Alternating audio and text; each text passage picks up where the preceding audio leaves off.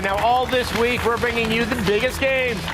And the new Elder Scrolls is the definition of big. Yes! I'm so excited! Skyrim gives players over 16 miles of land to cover. There's danger around every corner. You know, like huge freaking dragons. Scary dragons. Let's get an exclusive look at the game. Yes.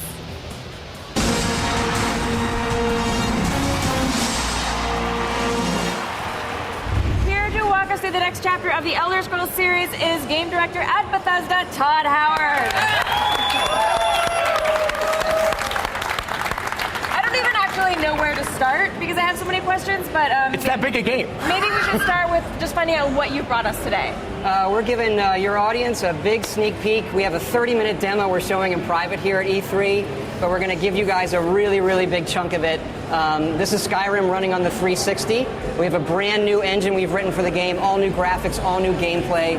We just try to make a big, crazy role-playing game with as much stuff as possible in it, just overwhelm you with detail.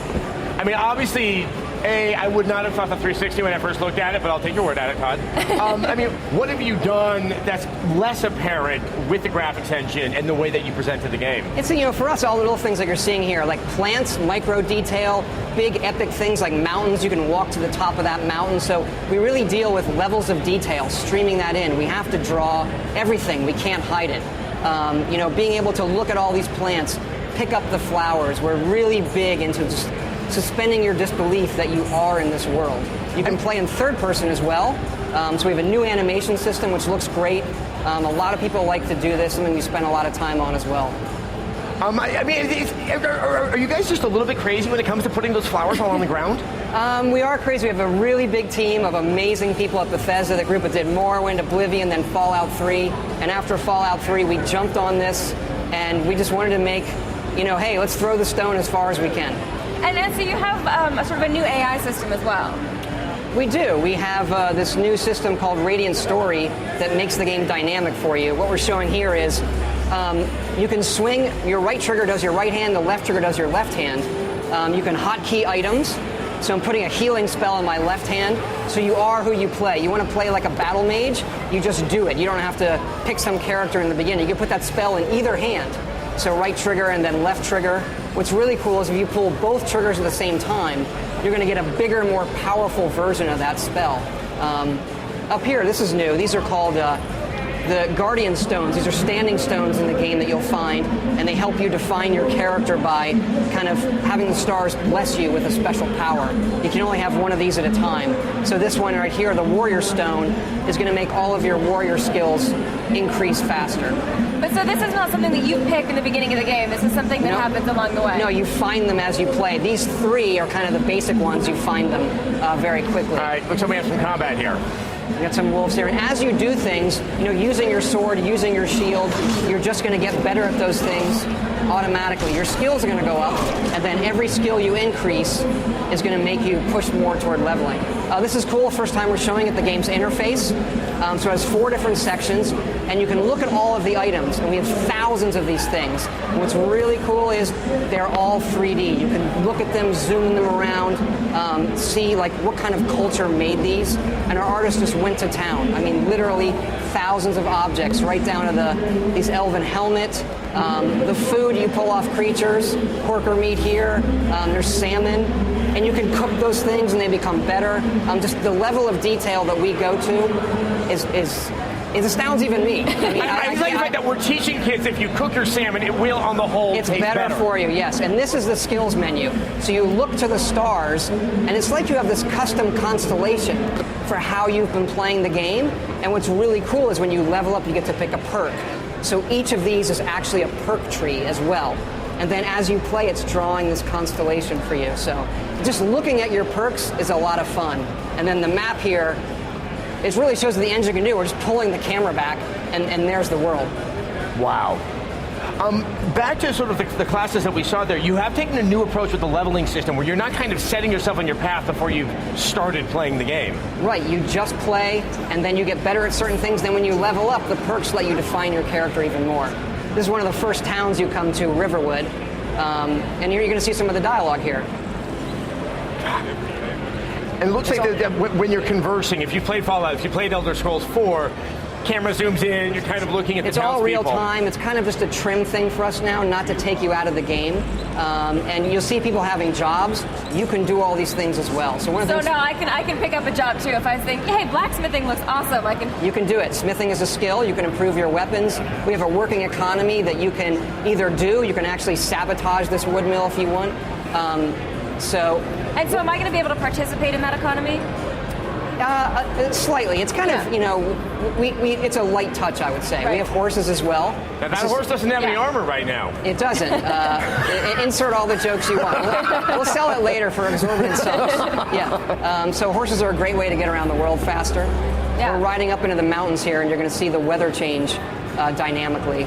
Yeah, no, obviously with all this free roaming, sort of, there's always been that ebb and flow from Morrowind to Oblivion of, you know, do you allow the enemies to sort of level up with you, or can you inadvertently wander to an area where you have very high level enemies? How have you dealt with that? It's something we've done differently each time. This works very much like Fallout 3 in that there are harder areas, there are easier areas. We do randomize it a bit to keep it interesting based on your level. Here you're going to see the biggest mountain in Skyrim, the throat of the world. And at the top of this live the Greybeards. They're masters of the voice, and that's one of the powers you learn. This is one of our dungeons, Bleak Falls Barrow. It's one of our over 150 dungeons in the game. And here, the ancient Nords used to worship dragons, and they're long lost to the Elder Scrolls, but as you guys know, they're back in this game. And these dungeons are hand-drawn? Yep, There's nothing they're professional? all handcrafted. The whole world is handcrafted. You put 150 handcrafted dungeons in? We spent a long time. You're going to see a dragon coming in. They're unscripted. You know, we don't know what they're going to do. Right. So they're great. You know, they came out way better than we thought they would. And so, you know, we were very conservative initially in our design, and now we use them everywhere. We just let them free roam and let them cause havoc. Well, I gotta say, looking at that dragon, I don't think it sounds like Sean Connery. The people are already shouting Game of the Year. No pressure or anything. pressure. But No they're pressure at already all. You shouting can it. dial those down a little bit. It would be helpful. It was the shot of the salmon and the jerky is what sold them. Like they love knowing that. So when we last left the game, we were outside beautiful Vista mountaintop. We had dragons attacking. Now we're in a dungeon. Now we're in a dungeon. We're showing some of the dual wielding here. Again, you can put what you want in your hands, and you are who you play. We got some, you know, the combat is really overhauled. You're going to get some kill moves and things like that. And constant feedback too. I've noticed like every action that you do, you're getting some sort of you know, if you affordance on just play screen the letting you game, know. it's going to tell you, hey, you're getting better at this. This is a guy you find down in the dungeon who's been caught in the spider web. Oh, wow. He's this thief who's stolen this golden claw that you're after when you come into this dungeon. And so, I mean, in true Oblivion style, I mean, Elder Scrolls style, you can decide if you want to free him, save him, or just nuke him with your Right, fire but hand. then he's a jerk and takes off, so he gets his. There we go. You're done. Love it. And then down in here, this Nordic ruin there are Draugr. These are undead ancient Nord warriors who are buried in this tomb. And upcoming, you're going to see me use one of the shout powers. So you use the dragon language and shout, and you're going to do this a lot throughout the game. That's cool. And so now you learn the words, but then you have to kind of unlock the power of the word. You Is that do the case? unlock them by absorbing dragon souls, and there is some of that coming up. Okay. Okay, let's talk dragons for a minute. Your character is a dragonborn. What does that entail? That means you're born with the soul of a dragon. That shout you just saw is called Whirlwind Sprint.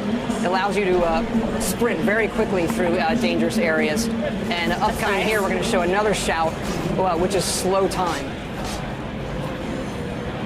Oh, wow. All right, so we're fighting this guy You here, can and dual then wield the spells. I love that. And there we go. Oh, jeez. Wow, And is that if you that's use the awesome. same spell on each hand, you can use them both at the same Right, time, if you pull and both it's triggers, you're going to power that up. You can put staves as well. So we have magical staves. You can have 2 staves if you want, put it in either hand. And it's really nice to light certain areas. And we do use water to kind of guide you through dungeons at times. And so then that's a navigational cue then, as follow the. we just the use it order? as a visual element sometimes because the dungeons can get complicated. Right. Uh-huh. Little beautiful lighting effects, by the way. Yeah, I mean, this is it's amazing. absolutely a Our gorgeous artists game. really have done And how a tremendous incredible job. How quickly can you assign? I mean, we saw a menu pop up earlier, but say if I want to change on the fly, okay, I don't want the axe anymore. I want to switch it to another weapon. You favorite things, just like you would a web page. You can bookmark items, and then you can use your D-pad to access those quickly. And what you're seeing here is one of our word walls. This is where you learn the dragon language. So you'll kind of take the knowledge from it, and then learn this word, and then when you kill dragons, you decide which words you want to unlock, and then use those as shouts. And each shout has 3 levels. And it's the longer you hold the button, the more words you say. Oh, wow. Here's a dragon priest. They're kind of a high-level boss. And will killing him, will we be able to take his soul then and unlock that shout? Or? He's not a dragon, so I don't absorb his soul. Okay. But this is, he's a high-level boss. You're going to get better treasure by defeating him. This is incredible. I'm in awe watching these battles already. So good. So there's no mini mart that we can hop to and just purchase dragon souls in bulk. We can't get a satchel dragon souls. This spell here is called clairvoyance. So if you get that, it'll actually draw a path to your current objective, because our dungeons can get complicated sometimes. So it's a nice way of guiding the player. And with those shouts, you said that there's 3 levels. Does that mean we have to use like 3 souls to unlock those levels, or we just hold it and then it powers up those You'd levels? have to have collected 3 souls to get all 3 levels. Is that why this game has over 3 trillion hours of gameplay? Is that? We I don't think it's know. We 300. have lots of 300 people, hours? good tools. We spend a lot of time, and the games they end up big. We want to cram it with stuff. Like, here's the tundra. This is this big, wide open grassland in the middle of Skyrim. And not all the creatures are going to attack you on sight. So you have these mammoths who wander the tundra with giants. You see one of our big cities in the distance, Whiterun. Gorgeous. And you can kind of, walk amongst them if you want, unless you, cause trouble.